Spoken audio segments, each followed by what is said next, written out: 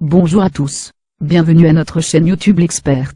Avant de poursuivre la deuxième partie de notre cours, n'hésitez pas à vous abonner à ma chaîne YouTube L'Expert pour en tenir courant des prochaines vidéos, et à me suivre sur mes pages sociales notamment, sur Facebook et Google+.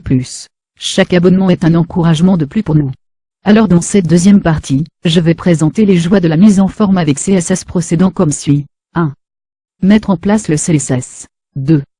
Formatage du texte. 3. La couleur et le fond. 4. Les bordures et les ombres. 5. Création d'apparence dynamique.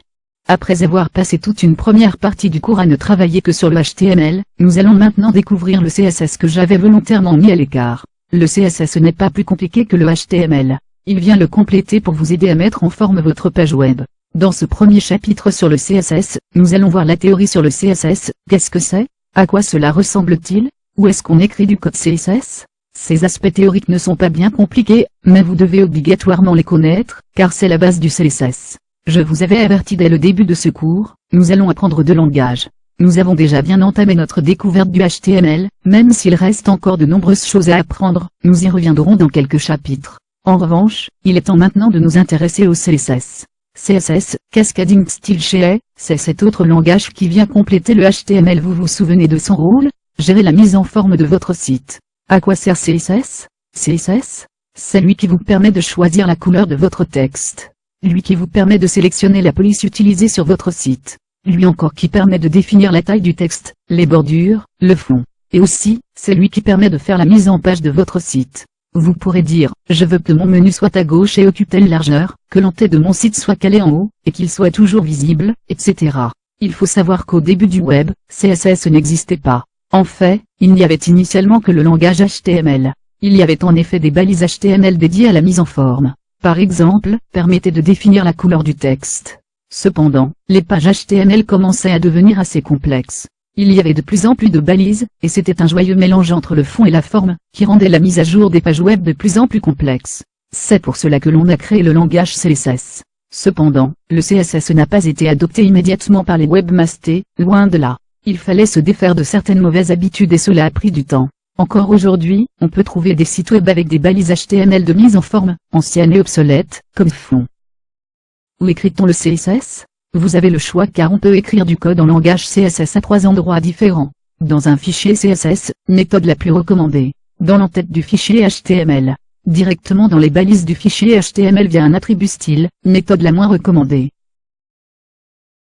Je vais vous présenter ces trois méthodes, mais sachez d'ores et déjà que la première est la meilleure. Dans un fichier CSS, recommandé. Comme je viens de vous le dire, on écrit le plus souvent le code CSS dans un fichier spécial ayant l'extension CSS contrairement aux fichiers HTML, qui ont l'extension .html. C'est la méthode la plus pratique et la plus souple. Cela nous évite de tout mélanger dans un même fichier. J'utiliserai cette technique dans toute la suite de ce cours. Commençons à pratiquer dès maintenant. Nous allons partir du fichier HTML suivant. Vous noterez le contenu de la ligne 5, c'est elle qui indique que ce fichier HTML est associé à un fichier appelé style.css et chargé de la mise en forme. Enregistrez ce fichier sous le nom que vous voulez, par exemple page.html. Pour le moment, rien d'extraordinaire à part la nouvelle balise que nous avons ajoutée. Maintenant, créez un nouveau fichier vide dans votre éditeur de texte et copiez-y ce bout de code CSS. Enregistrez le fichier en lui donnant un nom qui se termine par .css, comme style.css. Placez ce fichier .css dans le même dossier que votre fichier .html. Ouvrez maintenant votre fichier page.html dans votre navigateur pour le tester, comme vous le faites d'habitude. Regardez, c'est magique, vos paragraphes sont écrits en bleu. Il existe une autre méthode pour utiliser du CSS dans ces fichiers HTML, cela consiste à insérer le code CSS directement, dans une balise style à l'intérieur de l'entête. Voici comment on peut obtenir exactement le même résultat avec un seul fichier .html, qui contient le code CSS. Dernière méthode, à manipuler avec précaution, vous pouvez ajouter un attribut style à n'importe quelle balise. Vous insérerez votre code CSS directement dans cet attribut. Cette fois, seul le texte du premier paragraphe ligne 11, dont la balise contient le code CSS, sera coloré en bleu. Je vous recommande fortement de prendre l'habitude de travailler avec la première méthode, parce que c'est celle utilisée par la majorité des webmasters. Pourquoi? Imaginez, si vous placez le code CSS directement dans le fichier HTML, il faudra copier ce code dans tous les fichiers HTML de votre site. Et si demain vous changez d'avis, par exemple si vous voulez que vos paragraphes soient écrits en rouge et non en bleu, il faudra modifier chaque fichier HTML1, comme le montre la figure suivante. Si vous travaillez avec un fichier CSS externe, vous n'aurez besoin d'écrire cette instruction qu'une seule fois pour tout votre site. Maintenant que nous savons où placer le code CSS, intéressons-nous de plus près à ce code. Je vous ai donné, sans vous l'expliquer, un premier bout de code CSS. Dans un code CSS comme celui-ci, on trouve 3 éléments différents. Des noms de balises, on écrit les noms des balises, dont on veut modifier l'apparence. Par exemple, si je veux modifier l'apparence de tous les paragraphes d'où les balises P, je dois écrire P. Des propriétés CSS, les effets de style de la page, sont rangés dans des propriétés. Il y a par exemple la propriété color, qui permet d'indiquer la couleur du texte, fond 6 qui permet d'indiquer la taille du texte, etc. Il y a beaucoup de propriétés CSS et, comme je vous l'ai dit, je ne vous obligerai pas à les connaître toutes par cœur. Les valeurs, pour chaque propriété CSS, on doit indiquer une valeur. Par exemple, pour la propriété color, il faut indiquer le nom de la couleur. Pour fond 6, il faut indiquer quelle taille on veut, etc. Schématiquement, une feuille de style CSS ressemble donc à cela. Vous repérez dans cet extrait de code les balises, propriétés et valeurs dont je viens de vous parler. Comme vous le voyez, on écrit le nom de la balise par exemple H1, et on ouvre des accolades pour, à l'intérieur, mettre les propriétés et valeurs que l'on souhaite. On peut mettre autant de propriétés que l'on veut à l'intérieur des accolades. Chaque propriété est suivie du symbole de point puis de la valeur correspondante. Enfin, chaque ligne se termine par un point-virgule. Je vous apprendrai de nombreuses propriétés dans les chapitres suivants. Pour le moment, dans les exemples, on va juste changer la couleur pour s'entraîner. Le code CSS que nous avons utilisé jusqu'ici signifie donc en français, je veux que tous mes paragraphes soient écrits en bleu et voici le résultat. Essayez de changer le nom de la balise affectée par le code CSS. Par exemple, si j'écris H1, c'est le titre qui sera écrit en bleu. Modifiez votre fichier style.css comme ceci. Maintenant, ouvrez à nouveau votre page HTML, vous devriez voir son titre s'afficher en bleu. Comment faire pour appliquer un style à plusieurs balises? Prenons le code CSS à gauche, il signifie que nos titres H1 et nos textes importants EM doivent s'afficher en bleu. Par contre, c'est un peu répétitif, vous ne trouvez pas? Heureusement, il existe un moyen en CSS d'aller plus vite, comme c'est présenté dans le code à droite. Si les deux balises doivent avoir la même présentation, il suffit de combiner la déclaration en séparant les noms des balises par une virgule. Voici le résultat obtenu avec le code HTML précédent. Cela signifie, je veux que le texte de mes balises H1 et EM soit écrit en bleu. Comme en HTML, il est possible de mettre des commentaires.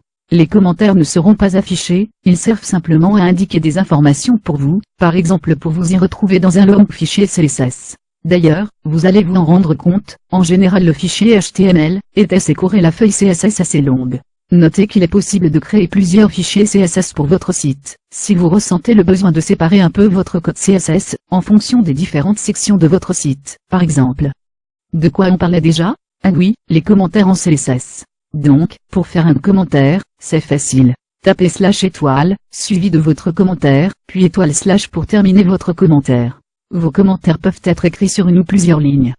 Il est possible que j'utilise les commentaires dans la suite du cours, pour vous donner des explications à l'intérieur même des fichiers CSS. Ce que je vous ai montré jusqu'ici a quand même un défaut, cela implique par exemple, que tous les paragraphes possèdent la même présentation. Ici, ils seront donc tous écrits en bleu. Comment faire pour que certains paragraphes seulement, soient écrits d'une manière différente? On pourrait placer le code CSS dans un attribut style sur la balise que l'on vise, c'est la technique que je vous ai présentée un peu plus tôt, mais, comme je vous l'ai dit, ce n'est pas recommandé, il vaut mieux utiliser un fichier CSS externe. Pour résoudre le problème, on peut utiliser ces attributs spéciaux, qui fonctionnent sur toutes les balises. L'attribut classe, l'attribut ID. Que les choses soient claires dès le début, les attributs classe et ID sont quasiment identiques. Il y a seulement une petite différence, que je vous dévoilerai plus bas. Pour le moment, et pour faire simple, on ne va s'intéresser qu'à l'attribut classe. Comme je viens de vous le dire, c'est un attribut que l'on peut mettre sur n'importe quelle balise, aussi bien titre que paragraphe, image, etc. comme l'indique l'exemple suivant. Oui, mais que mettons comme valeur à l'attribut classe? En fait, vous devez écrire un nom qui sert à identifier la balise. Ce que vous voulez, du moment que le nom commence par une lettre. Par exemple, je vais associer la classe introduction à mon premier paragraphe, ligne 12. Maintenant que c'est fait, votre paragraphe est identifié. Il a un nom, introduction. Vous allez pouvoir réutiliser ce nom dans le fichier CSS pour dire, je veux que seules les balises qui ont, comme nom introduction soient affichées en bleu. Pour faire cela en CSS, indiquez le nom de votre classe en commençant par un point, et votre paragraphe appelé introduction va s'afficher en bleu. Et l'attribut ID alors? Lui, il fonctionne exactement de la même manière que classe, à un détail près, il ne peut être utilisé qu'une fois dans le code. Quel intérêt? Il y en a assez peu pour tout vous dire, cela vous sera utile si vous faites du JavaScript plus tard, pour reconnaître certaines balises. D'ailleurs, nous avons déjà vu l'attribut ID dans le chapitre sur les liens, pour réaliser des encres. En pratique, nous ne mettrons des ID que sur des éléments qui sont uniques dans la page, comme par exemple le logo, comme il est indiqué dans cet exemple. Si vous utilisez des ID, lorsque vous définirez leurs propriétés dans le fichier CSS, il faudra faire précéder le nom de l'ID par un dièse.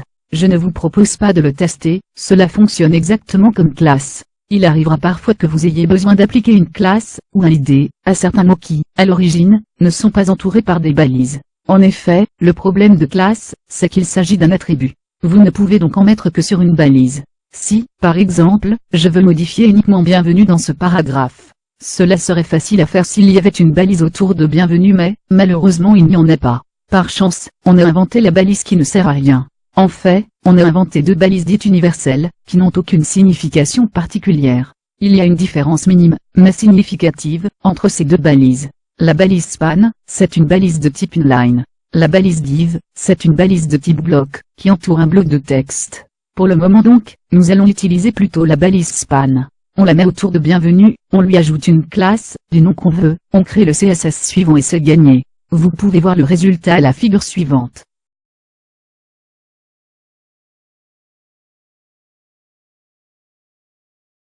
En CSS, le plus difficile est de savoir cibler le texte, dont on veut changer la forme.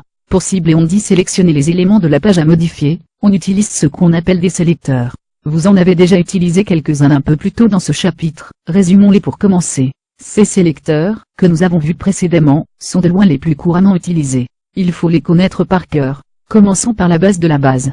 La première partie signifie je veux toucher tous les paragraphes. Après, c'est à vous de dire ce que vous faites à ces paragraphes, vous les écrivez en bleu, par exemple. Nous avons aussi vu le style appliqué aux balises H1 et EM qui signifie tous les titres, et tous les textes importants. Nous avons sélectionné deux balises d'un coup. Et enfin, nous avons vu comment sélectionner des balises précises à qui nous avons donné un nom grâce aux attributs classe et ID. Vous savez quoi? Il existe des dizaines d'autres façons de cibler des balises en CSS. Nous n'allons pas toutes les voir, car il y en a beaucoup et certaines sont complexes, mais voici déjà de quoi vous permettre d'être plus efficace en CSS. Ce code sélectionne toutes les balises sans exception. On l'appelle le sélecteur universel. Le deuxième exemple sélectionne toutes les balises EM situées à l'intérieur d'une balise H3. Notez qu'il n'y a pas de virgule entre les deux noms de balises. Le premier exemple sélectionne la première balise P située après un titre H3. Le deuxième exemple sélectionne tous les liens, à qui possède un attribut titre. L'attribut doit en plus avoir exactement pour valeur cliquer ici. L'attribut doit cette fois contenir dans sa valeur le mot ici, peu importe sa position. Nous arrivons maintenant à un chapitre qui devrait beaucoup vous intéresser. Non, le formatage du texte n'a rien à voir avec la destruction de toutes les données présentes sur votre disque dur. Cela signifie simplement que l'on va modifier l'apparence du texte, on dit qu'on le met en forme. Pas de surprise particulière, nous sommes toujours dans le CSS, et nous allons réutiliser ce que nous venons d'apprendre dans le chapitre précédent. Nous allons donc travailler directement au sein du fichier CSS que nous avons créé. Ce parti va être l'occasion de découvrir de nombreuses propriétés CSS, nous allons voir comment modifier la taille du texte, changer la police, aligner le texte. Pour modifier la taille du texte, on utilise la propriété CSS française. Mais comment indiquer la taille du texte? C'est là que les choses se corsent, car plusieurs techniques vous sont proposées. Indiquer une taille absolue, en pixels, en centimètres ou millimètres. Cette méthode est très précise mais il est conseillé de ne l'utiliser que si c'est absolument nécessaire, car on risque d'indiquer une taille trop petite pour certains lecteurs. Indiquer une taille relative, en pourcentage, cette technique a l'avantage d'être plus souple. Elle s'adapte plus facilement aux préférences de taille des visiteurs. Pour indiquer une taille absolue, on utilise généralement les pixels. Pour avoir un texte de 16 pixels de hauteur, vous devez donc écrire. Les lettres auront une taille de 16 pixels, comme le montre la figure suivante. Voici un exemple d'utilisation placé dans le fichier style.css. Et voici le résultat obtenu avec un titre de 40 pixels, et un paragraphe de 14 pixels. Une valeur relative est la méthode recommandée, car le texte s'adapte alors plus facilement aux préférences de tous les visiteurs. Il y a plusieurs moyens d'indiquer une valeur relative. Vous pouvez par exemple écrire la taille avec des mots en anglais comme ceci. XX small, minuscule. X small, très petit. Small, petit. Medium, moyen. Large, grand. X large, très grand. XX large, gigantesque.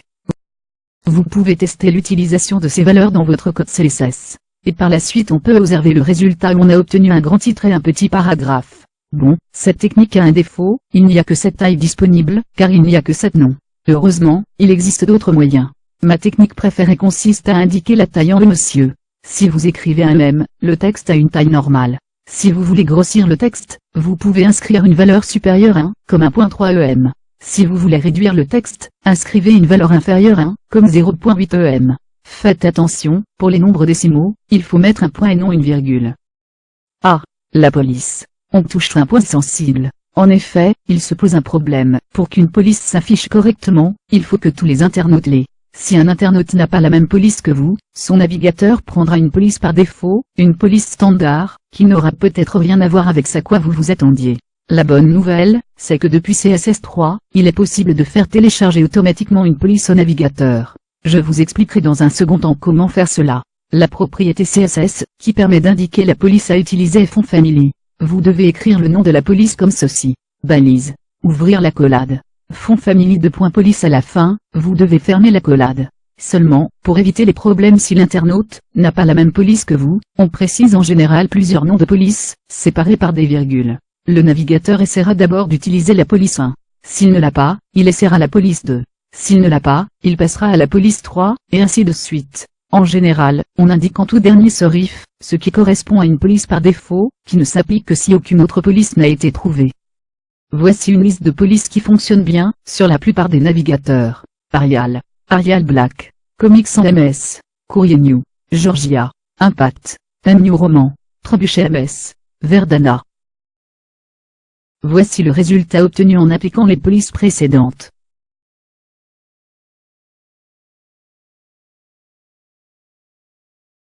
Ainsi, si j'écris ce code signifie, mais la police Impact ou, si elle n'y est pas, Arial Black, ou sinon Arial, ou sinon Verdana, ou si rien n'a marché, mais une police standard, sans serif. En général, il est bien d'indiquer un choix de 3 ou 4 polices plus serif, ou sans serif afin de s'assurer qu'au moins l'une d'entre elles aura été trouvée sur l'ordinateur du visiteur. Pendant longtemps, cela n'était pas possible. Aujourd'hui, avec CSS3, il existe heureusement un moyen d'utiliser n'importe quelle police sur son site. Cela fonctionne bien avec la plupart des navigateurs. Mais attention, il y a des défauts, ce serait trop beau sinon. Il faudra que le navigateur de vos visiteurs télécharge automatiquement le fichier de la police, dont le poids peut atteindre, voire dépasser 1 MB. La plupart des polices sont soumises aux droits d'auteur, il n'est donc pas légal de les utiliser sur son site. Heureusement, il existe des sites comme Fontsqrl.com et Dafont.com qui proposent en téléchargement un certain nombre de polices libres de droit. Je recommande en particulier Fontsqrl.com, car il permet de télécharger des packs prêts à l'emploi pour CSS3. Il existe plusieurs formats de fichiers de police, et ceux-ci ne fonctionnent pas sur tous les navigateurs. Voici les différents formats de fichiers de police, qui existent et qu'il faut connaître. En CSS, pour définir une nouvelle police, vous devez la déclarer comme ceci. Le fichier de police, ici MaSuperPoliceO, doit ici être situé dans le même dossier que le fichier CSS, ou dans un sous-dossier, si vous utilisez un chemin relatif. Je croyais qu'il y avait plusieurs formats de police. Oui, d'ailleurs les O ne fonctionnent que sur Internet Explorer. L'idéal est de proposer plusieurs formats pour la police, le navigateur téléchargera celui qu'il sait lire. Voici comment indiquer plusieurs formats. Pour tester le fonctionnement, je vous propose de télécharger une police sur Fontsqrl, par exemple les Learning Curve Pro. Cliquez sur Add Fontsfast Kit, cela vous permettra de télécharger un kit prêt à l'emploi avec tous les formats pour cette police. Votre fichier CSS ressemblera au final à ceci. La première, grosse, section Add Fontsfast permet de définir un nouveau nom de police, qui pourra être utilisé dans le fichier CSS. Ensuite, nous utilisons ce nom de police avec la propriété FontFamily, que nous connaissons, pour modifier l'apparence des titres. Vous pouvez voir le résultat. Il existe en CSS une série de propriétés classiques de mise en forme du texte. Nous allons découvrir ici comment afficher le texte en gras, italique, souligné et au passage nous verrons qu'il est même possible d'aller jusqu'à le faire clignoter. Retournez voir les chapitres précédents pour vérifier le rôle des balises EM et TROG, mais je n'ai jamais dit que la balise EM était faite pour mettre le texte en italique, de même que je n'ai jamais dit qu'elle était faite pour mettre en gras. Mettez-vous bien cela dans la tête, et faites pour insister sur des mots. Cela veut dire que les mots qu'elle entoure sont assez importants. Pour représenter cette importance, la plupart des navigateurs choisissent d'afficher le texte en italique, mais ce n'est pas une obligation. Le CSS lui, permet de dire réellement, je veux que ce texte soit en italique. Rien ne vous empêche, par exemple, de décider que tous vos titres seront en italique. Concrètement, en CSS, pour mettre en italique, on utilise fond style qui peut prendre 3 valeurs. Italique, le texte sera mis en italique. Oblique, le texte sera passé en oblique, les lettres sont penchées, le résultat est légèrement différent de l'italique proprement dit. Normal, le texte sera normal, par défaut. Cela vous permet d'annuler une mise en italique. Par exemple, si vous voulez que les textes entre ne soient plus en italique, vous devrez utiliser fond style normal. Ainsi, je me sers de fond style pour mettre en italique tous mes titres H2. Et si nous passions à la mise en gras, alors, là encore, n'oubliez pas que ce n'est pas, qui permet de mettre en gras, son relais d'indiquer que le texte est important, donc le navigateur l'affiche généralement en gras. La mise en gras en CSS, peut par exemple s'appliquer au titre, à certains paragraphes entiers, etc. C'est à vous de voir. La propriété CSS pour mettre en gras, est fond octet prend les valeurs suivantes. Bold, le texte sera en gras. Normal, le texte sera écrit normalement, par défaut. Voici par exemple comment écrire les titres en gras. La propriété CSS associée porte bien son nom, texte décoration. Elle permet, entre autres, de souligner le texte, mais pas seulement. Voici les différentes valeurs qu'elle peut prendre. Underline, souligné. Ligne trug, barré. Overline, ligne au-dessus. Blinc, clignotant. Ne fonctionne pas sur tous les navigateurs, Internet Explorer et Google Chrome, notamment. Non, normal, par défaut. Ce CSS va vous permettre de tester les effets de texte décoration.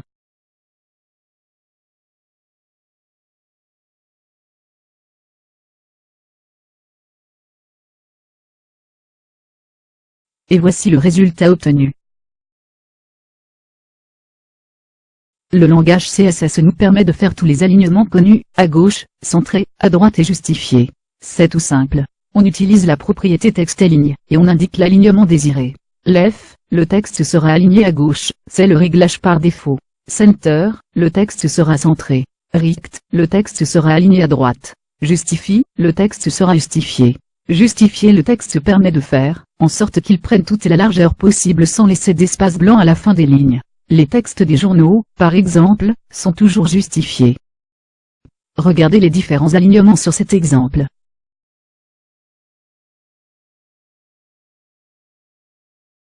On affiche maintenant le résultat obtenu. Le CSS nous permet de faire flotter un élément autour du texte. On dit aussi qu'on fait un habillage. Pour que vous voyez bien de quoi on parle, la figure suivante vous montre ce que nous allons apprendre à faire. J'imagine que, maintenant, la question qui vous brûle les lèvres est, mais quelle est donc la propriété magique qui fait flotter? La réponse est flow à flottant en anglais. Cette propriété peut prendre 2 valeurs très simples. Left, l'élément flottera à gauche. Right, l'élément flottera à droite. Oui, bravo. L'utilisation des flottants est très simple. Vous appliquez un flow à une balise. Puis vous continuez à écrire du texte à la suite normalement. Nous allons apprendre ici à faire flotter une image. Voici le code HTML, que nous devons taper dans un premier temps. Voici le seul bout de code CSS qu'on ait besoin de taper, qui permet de faire flotter l'image à gauche. Quand vous mettez en place un flottant, le texte autour l'habille. Mais comment faire si vous voulez, qu'au bout d'un moment le texte continue en dessous du flottant? On pourrait enchaîner plusieurs BR à la suite, mais cela ne serait ni élégant ni très propre. Il existe en fait une propriété CSS qui permet de dire, stop, ce texte doit être en dessous du flottant et non plus à côté. C'est la propriété clear, qui peut prendre ces 3 valeurs. Left, le texte se poursuit en dessous après un flow A, left. Right, le texte se poursuit en dessous après un flow A, right. Bot, le texte se poursuit en dessous, que ce soit après un flow A, left, ou après un flow A, right. Pour simplifier, on va utiliser tout le temps le clear, bot, qui marche après un flottant à gauche, et après un flottant à droite. Cela fonctionne donc à tous les coups. Pour illustrer son fonctionnement, on va prendre ce code HTML, et ce code CSS. On applique un clear, bot, au paragraphe que l'on veut voir continuer sous l'image flottante et le tour est joué. Continuons notre tour d'horizon des propriétés CSS existantes. Nous allons nous intéresser ici aux propriétés liées de près ou de loin à la couleur. Nous verrons entre autres, comment changer la couleur du texte. Comment mettre une couleur ou une image d'arrière-plan. Comment ajouter des ombres. Comment jouer avec les niveaux de transparence. Le CSS n'a pas fini de nous étonner. Passons maintenant au vaste sujet de la couleur. Vous connaissez déjà la propriété qui permet de modifier la couleur du texte, il s'agit de color. Nous allons nous intéresser aux différentes façons d'indiquer la couleur, car il y en a plusieurs. La méthode la plus simple et la plus pratique pour choisir une couleur consiste à taper son nom, in English, of course. Le seul défaut de cette méthode, est qu'il n'existe que 16 couleurs dites standard. D'autres couleurs officieuses existent mais, comme elles ne fonctionneront pas forcément de la même manière sur tous les navigateurs, je vais éviter de vous les montrer. La figure suivante vous montre les 16 couleurs, que vous pouvez utiliser en tapant simplement leur nom. Vous pouvez les apprendre par cœur si cela vous chante, en plus cela vous fera réviser votre anglais. Pour passer tous les titres en marron, on peut donc écrire ceci.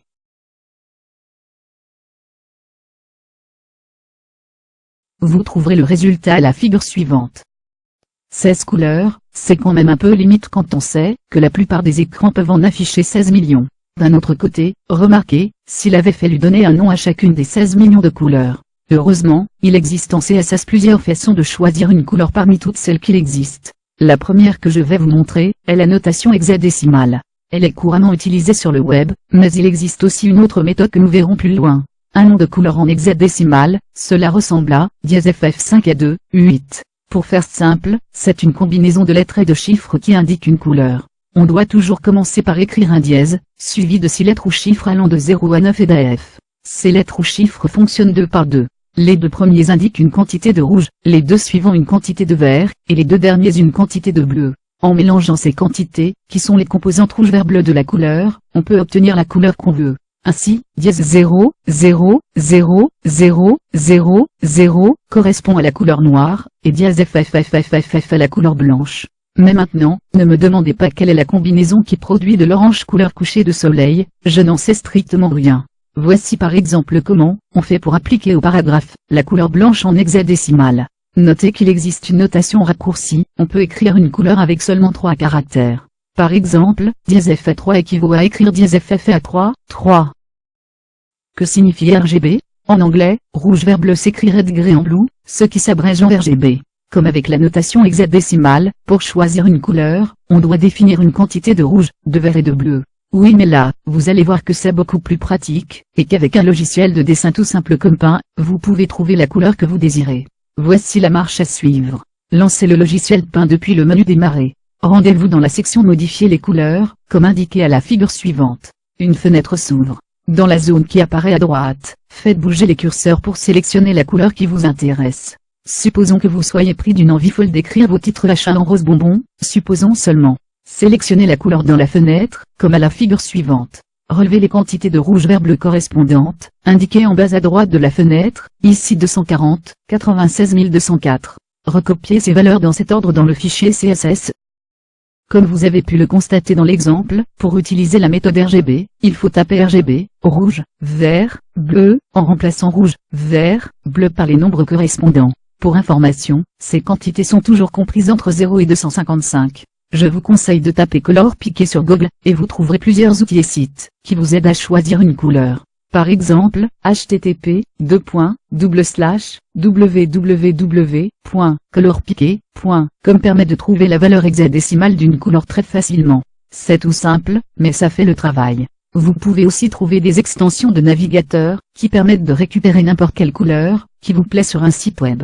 Color Picker pour Firefox, Colorzilla pour Chrome. Pour indiquer une couleur de fond, on utilise la propriété CSS Background Color. Elle s'utilise de la même manière que la propriété color, c'est-à-dire que vous pouvez taper le nom d'une couleur, l'écrire en notation hexadécimale, ou encore utiliser la méthode RGB. Pour indiquer la couleur de fond de la page web, il faut travailler sur la balise body. Et oui, body correspond à l'ensemble de la page web, c'est donc en modifiant sa couleur de fond, que l'on changera la couleur d'arrière-plan de la page.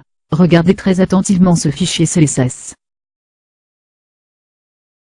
Mais tu as demandé à ce que le texte de la balise soit écrit en blanc, et tous les paragraphes et titres d'achat ont pris cette couleur. Comment cela se fait-il? Je voulais justement profiter de l'occasion pour vous en parler.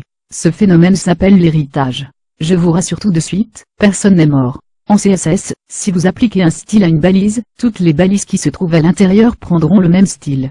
C'est en fait simple à comprendre et intuitif. La balise body, vous le savez, contient entre autres les balises de paragraphe et de titre d'achat. Si j'applique une couleur de fond noir, et une couleur de texte blanche à la balise body, tous mes titres et paragraphes auront eux aussi un arrière-plan de couleur noire, et un texte de couleur blanche. C'est ce phénomène qu'on appelle l'héritage, on dit que les balises qui se trouvent à l'intérieur d'une autre balise héritent de ses propriétés. Les propriétés CSS sont héritées en cascade, si vous donnez un style à un élément, tous les sous-éléments auront le même style. Cela veut dire que tout le texte de ma page web sera forcément écrit en blanc? Non, pas obligatoirement. Si vous dites par la suite que vous voulez vos titres en rouge, ce style aura la priorité, et vos titres seront donc en rouge. En revanche, si vous n'indiquez rien de particulier, comme on l'a fait tout à l'heure, alors vos titres hériteront de la couleur blanche. Cela ne fonctionne pas uniquement pour la couleur, entendons-nous bien. Toutes les propriétés CSS seront héritées, vous pouvez par exemple demander une mise en gras dans la balise body, et tous vos titres et paragraphes seront en gras. On a tendance à croire qu'on ne peut modifier que la couleur de fond de la page. C'est faux, vous pouvez changer le fond de n'importe quel élément, vos titres, vos paragraphes, certains mots. Dans ce cas, ils apparaîtront surlignés, comme si on avait mis un coup de marqueur dessus. Vous vous souvenez par exemple de la balise qui permet de mettre en valeur certains mots? Utilisons-la à nouveau ici. Par défaut, le texte s'affiche sur un fond jaune. Vous pouvez changer ce comportement en CSS. Sur le texte de la balise marque, c'est la couleur de fond rouge qui s'applique. En effet, même si le fond de la page est noir, c'est la propriété CSS de l'élément le plus précis qui a la priorité. Dans les exemples qui suivent, je vais modifier l'image de fond de la page. Cependant, tout comme pour la couleur de fond, n'oubliez pas que l'image de fond ne s'applique pas forcément à la page entière. On peut aussi mettre une image de fond derrière les titres, paragraphes, etc. La propriété permettant d'indiquer une image de fond est background image. Comme valeur, on doit renseigner URL nom de l'image.png, par exemple. Ce qui nous donne la figure suivante. Bien entendu, votre fond n'est pas forcément en PNG, il peut aussi être en JPEG ou en GIF. On peut compléter la propriété background image, que nous venons de voir par plusieurs autres propriétés, qui permettent de changer le comportement de l'image de fond. Background attachment, fixer le fond. La propriété CSS, background attachment permet de fixer le fond. L'effet obtenu est intéressant, car on voit alors le texte glisser par-dessus le fond. Deux valeurs sont disponibles. Fixed, l'image de fond reste fixe. Scroll, l'image de fond défile avec le texte, par défaut. Et voici un exemple d'utilisation. Background Copy, répétition du fond. Par défaut, l'image de fond est répétée en mosaïque. Vous pouvez changer cela avec la propriété Background Copy. No Copy, le fond ne sera pas répété. L'image sera donc unique sur la page. Repix, le fond sera répété uniquement sur la première ligne, horizontalement. Repi, le fond sera répété uniquement sur la première colonne, verticalement. Repi, le fond sera répété en mosaïque, par défaut. Et voici un exemple d'utilisation. Background Position, position du fond. On peut indiquer où doit se trouver l'image de fond avec Background Position. Cette propriété n'est intéressante que si elle est combinée avec Background Repi, No Repi, un fond qui ne se répète pas. Vous devez donner à Background Position deux valeurs en pixels pour indiquer la position du fond par rapport au coin supérieur gauche de la page, ou du paragraphe, si vous appliquez le fond à un paragraphe. Ainsi, si vous tapez Background Position 2.30 pixels 50 pixels, votre fond sera placé à 30 pixels de la gauche, et à 50 pixels du haut. Il est aussi possible d'utiliser ces valeurs en anglais. Top, en haut. Bottom, en bas. Left, à gauche. Center, centré. Right, à droite. Il est possible de combiner ces mots. Par exemple, pour aligner une image en haut à droite, vous taperez Background Position, top right. Ainsi, si je veux afficher un soleil en image de fond, en un unique exemplaire, No Repi, toujours visible, Fixed, et positionné en haut à droite, top right. Si vous utilisez beaucoup de propriétés en rapport avec le fond, comme c'est le cas sur ce dernier exemple, vous pouvez utiliser une sorte de super propriété appelée Background dont la valeur peut combiner plusieurs des propriétés vues précédemment, Background Image, Background Repi, Background Attachement et Background Position. On peut donc tout simplement écrire Background URL soleil.png Fixed No Repi at top right. C'est la première super propriété que je vous montre, il y en aura d'autres. Il faut savoir que l'ordre des valeurs n'a pas d'importance. Vous pouvez combiner les valeurs dans n'importe quel ordre. Vous n'êtes pas obligé de mettre toutes les valeurs. Ainsi, si vous ne voulez pas écrire Fixed, vous pouvez l'enlever sans problème. Depuis CSS3, il est possible de donner plusieurs images de fond à un élément. Pour cela, il suffit de séparer les déclarations par une virgule, comme ceci. La première image de cette liste sera placée par-dessus les autres. Attention donc, l'ordre de déclaration des images a son importance. Si vous inversez le soleil et la neige dans le code CSS précédent, vous ne verrez plus le soleil. À noter que les images de fond multiples fonctionnent sur tous les navigateurs sauf sur les anciennes versions d'Internet Explorer, qui ne reconnaissent cette fonctionnalité qu'à partir de la version 9. Le CSS nous permet de jouer très facilement avec les niveaux de transparence des éléments. Pour cela, nous allons utiliser des fonctionnalités de CSS3, la propriété Opacity, et la notation RGBA. La propriété Opacity, très simple, permet d'indiquer le niveau d'opacité, c'est l'inverse de la transparence. Avec une valeur d'1, l'élément sera totalement opaque, c'est le comportement par défaut. Avec une valeur de 0, l'élément sera totalement transparent. Il faut donc choisir une valeur comprise entre 0 et 1. Ainsi, avec une valeur de 0.6, votre élément sera opaque à 60% et on verra donc à travers. Voici comment on peut l'utiliser. Voici un exemple qui va nous permettre d'apprécier la transparence. Notez que la transparence fonctionne sur tous les navigateurs récents, y compris Internet Explorer à partir de IE9.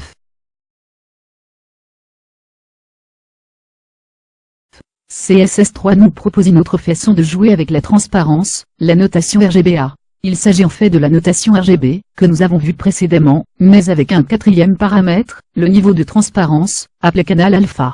De la même façon que précédemment, avec une valeur d'1, le fond est complètement opaque. Avec une valeur inférieure à 1, il est transparent. C'est aussi simple que cela. Vous pouvez obtenir exactement le même effet qu'avec Opacity juste en jouant avec la notation RGBA. Essayez. Cette notation est connue de tous les navigateurs récents, y compris Internet Explorer. Pour les navigateurs plus anciens, il est recommandé d'indiquer la notation RGB classique en plus de RGBA. Pour ces navigateurs, le fond ne sera alors pas transparent mais, au moins, il y aura bien une couleur d'arrière-plan.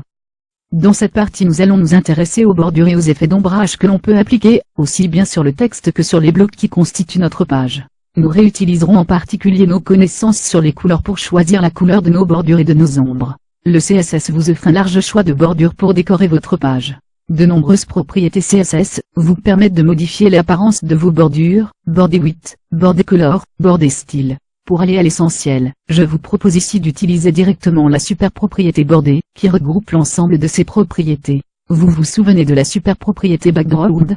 Cela fonctionne sur le même principe, on va pouvoir combiner plusieurs valeurs. Pour border on peut utiliser jusqu'à 3 valeurs pour modifier l'apparence de la bordure. La largeur, indiquez la largeur de votre bordure. Mettez une valeur en pixels. La couleur, c'est la couleur de votre bordure. Utilisez, comme on l'a appris, soit un nom de couleur, black, red, soit une valeur hexadécimale dièse FF0, 0, 0, 0, soit une valeur RGB, RGB, 198, 212, 37. Le type de bordure, là, vous avez le choix. Votre bordure peut être un simple trait, ou des pointillés, ou encore des tirets, etc.